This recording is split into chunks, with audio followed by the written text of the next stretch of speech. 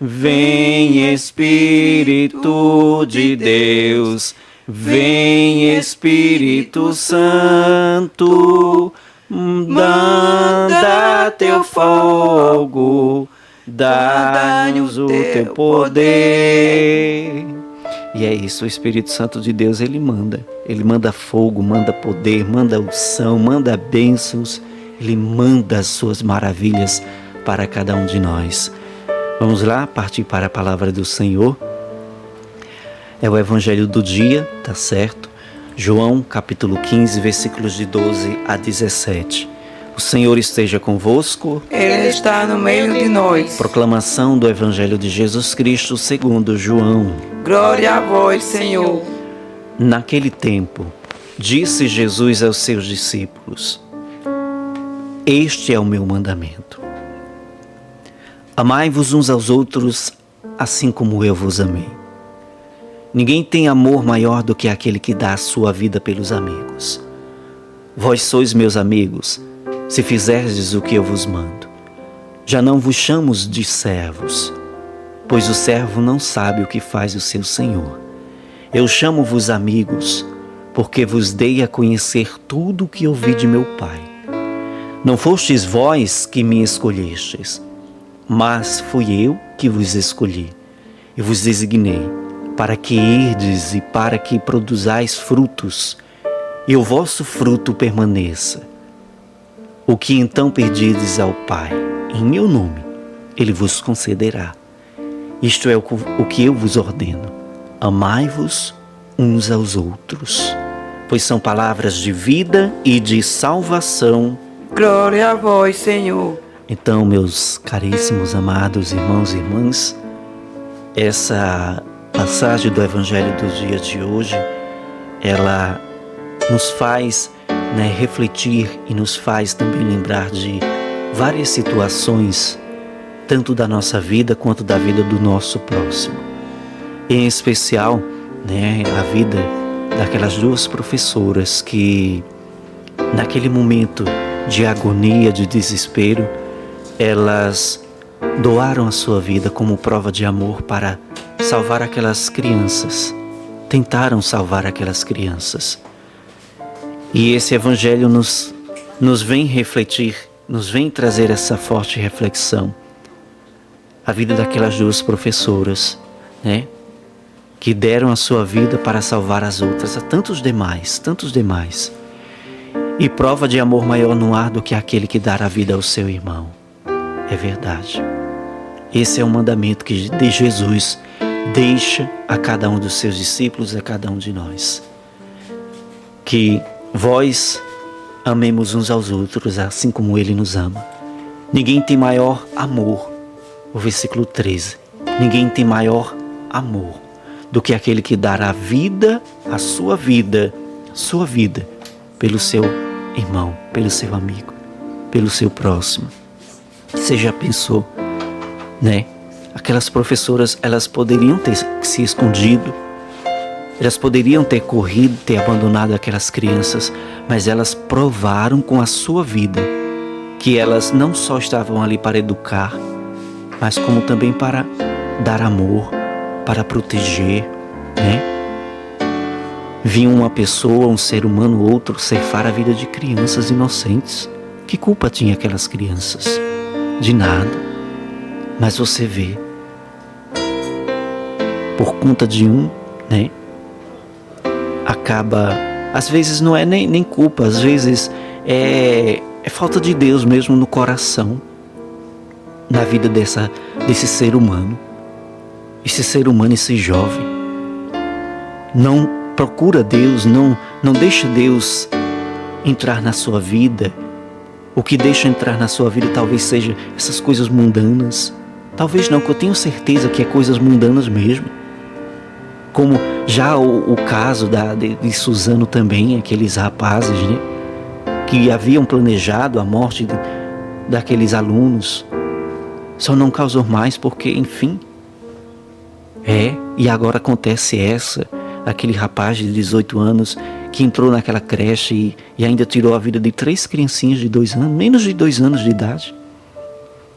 Só não tirou mais porque as pessoas ouviram, assim como disse o jornalista, que o pessoal, né, os vizinhos ali daquela creche, ouviram o grito, o desespero e foram lá, socorreram para ajudar. Viu o que estava acontecendo e quando chegou lá viu toda aquela barbaridade. 3 crianças mortas, 2 professoras também perderam a sua vida. Essa é a prova de amor. Essa é a prova de amor, é dar a vida pelo irmão, sabendo que não vai receber nada em troca. A recompensa maior é Deus que dá. É Deus que dará. Por isso não negue o seu amor ao seu irmão. Não negue um favor sequer. Porque nós temos que amar como diz a palavra do Senhor. Este é o meu mandamento. É um mandamento. E mandamento é lei. É uma ordem. Ele está mandando, ele não está pedindo. Ele não está pedindo não, ele está mandando. Mandamento quer dizer eu mando. É para cumprir. Este é o meu mandamento. Amai-vos uns aos outros, assim como eu vos amei. Ninguém tem amor maior do que aquele que dá a sua vida pelos seus amigos, pelos seus irmãos. Quanto tantos também casos de mães que para salvar o seu filho entrou na frente da morte, perderam sua vida. Quantos tantos casos, de pessoas que nós não sabemos, mas que ficamos sabendo depois, que doou a sua vida para salvar. A essas pessoas, Deus tem um presente tão especial, que eu tenho certeza que essas pessoas não passam por julgamento não. Não. Sabe por quê? Porque o julgamento dela já foi dado na vida. Ela deu a sua vida pelo seu próximo. E é isso que Deus espera de nós. É sermos mais favoráveis. Em todas as ocasiões da nossa vida, sermos favoráveis. Quando você ver um irmão seu passar fome, alimente. Quando você ver uma mãe de família desesperada, sem nada dentro de casa, compre uma bolsa de leite, ajude. Você conhece uma pessoa que está passando por enfermidade, precisa de medicamentos, mas não tem condições de estar comprando direto, ajude. Seja mais solidário, ajude aqueles penitentes que passam na sua porta. Quando você ver uma pessoa sofrendo, vá lá, acolha. Não fique mangando, caçoando não. Quando você ver uma pessoa embriagada, um ser humano alcoolizado, caído pelas ruas, não fique criticando não, porque você não sabe o que aquela pessoa passa, o que aquela pessoa vive, por que ele entrou naquela situação. E é mais fácil aquela pessoa ser salva do que você, que vive dentro da igreja. Talvez você possa até dizer, mas aquilo é safadeza dela. Você sabe? Você vive na pele dela para saber o que ela sente, o que ela vive, o que ela vem carregando. Uma dor, uma ferida, uma perda, que levou ela a essa situação. Aquele jovem que fez toda aquela barbaridade naquela creche, aquele jovem, por falta de conhecimento de Deus, por falta de amor, por falta de ter Deus na sua vida. Nós somos capazes de julgar aquele jovem? Não, porque nós somos pecadores também. Ele errou, ele falhou, e ele tem que cumprir com o que ele, ele tem que pagar, aliás, o que ele fez na prisão. Alguns dizem que ele sofre de transtorno mental, mas isso não é motivo não. Se ele sofre de transtorno mental, cadê o pessoal, que toma conta dele? Cadê as pessoas que tomam conta desse jovem? Para não deixar que ele fique solto por aí. Porque se uma pessoa ela tem problema mental, transtorno mental, ela não pode estar solta, não pode viver solta. Ela tem que ter o controle da pessoa, da sociedade. Mas e se não for transtorno?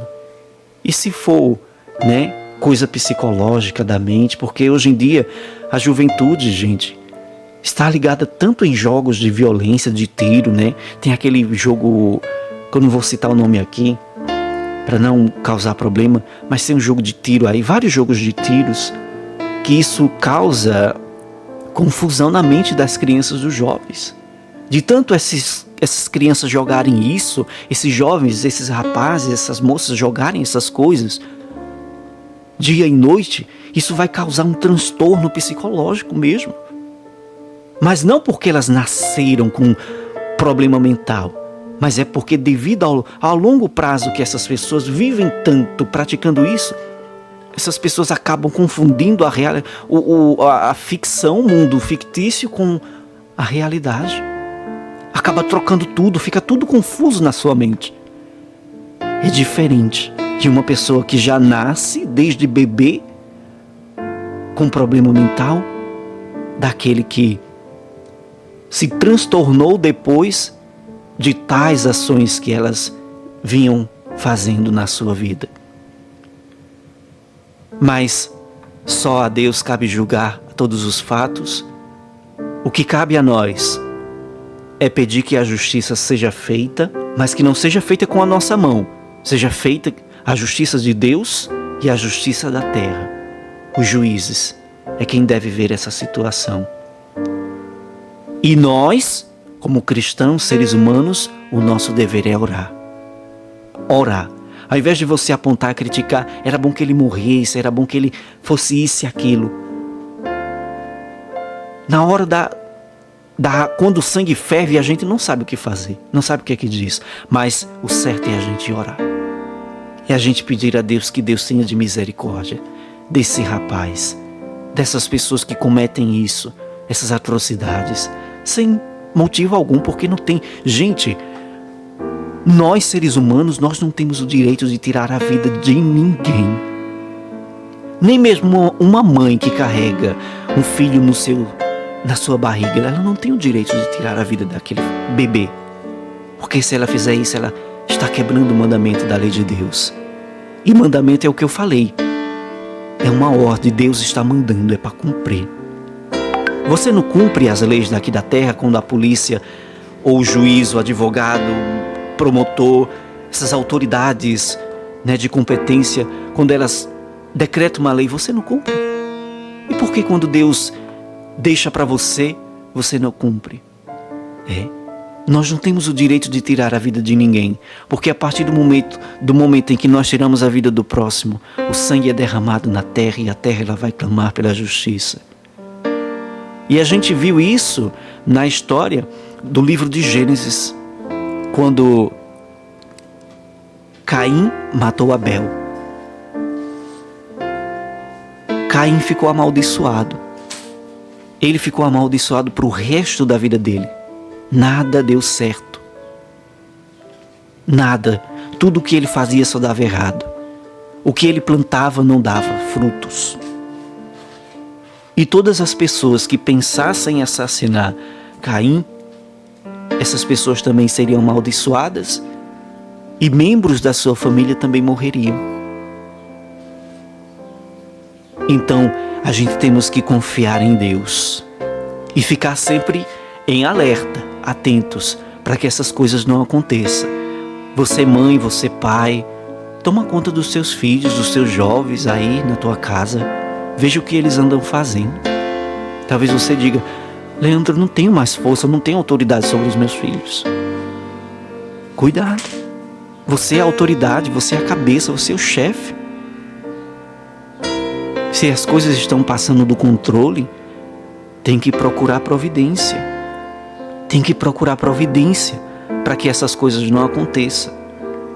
Aquele caso de Suzano, aquele jovem já vinha planejando. Veja, eles já vinham planejando, como disse assim, os jornalistas, eles vinham planejando há muito tempo para praticar aquela barbaridade na escola de Suzano. que fez toda aquela atrocidade, tirou a vida de muitos jovens, muitas crianças também. Professores morreram. E a gente tem que perseverar, olha, porque o mal está aí. O mal está solta.